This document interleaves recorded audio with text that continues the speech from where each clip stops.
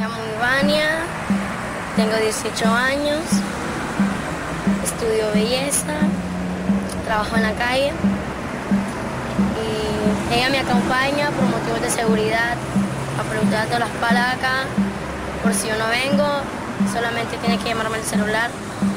Mi nombre es Mayuri, tengo 14 años, yo vengo por motivo de acompañar a mi amiga y por motivo de seguridad apuntar la placa y llamarla a ella si no viene entre 3 horas. Yo no hago nada, solamente vengo a acompañarla a ella.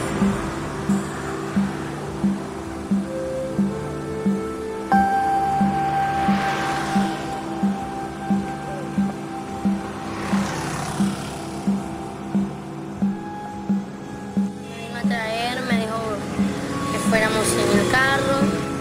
Bueno, entonces fuimos buscando la pista suburbana y ahí vino, me desnudó, me dijo que no me iba a parar, me lo quería hacer sin protección. Yo le dije que no, que era con protección. Entonces, además él no me quiso apagar, entonces vine y le dije que no. Como él me puso una pistola, sino que me iba a matar, entonces si no me dejaba, entonces vine yo, no sé dónde agarré mucha fuerza pues, y le quebré el vidrio y me le salí.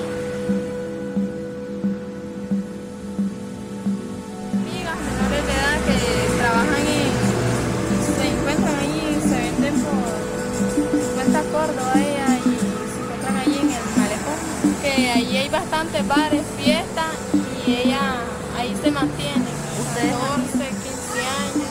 La mini de la de 12.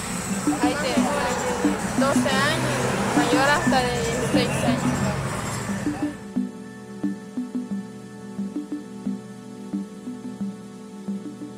No hago esto porque yo quiera, sino por mis estudios, pero sé que algún día voy a tener un buen futuro.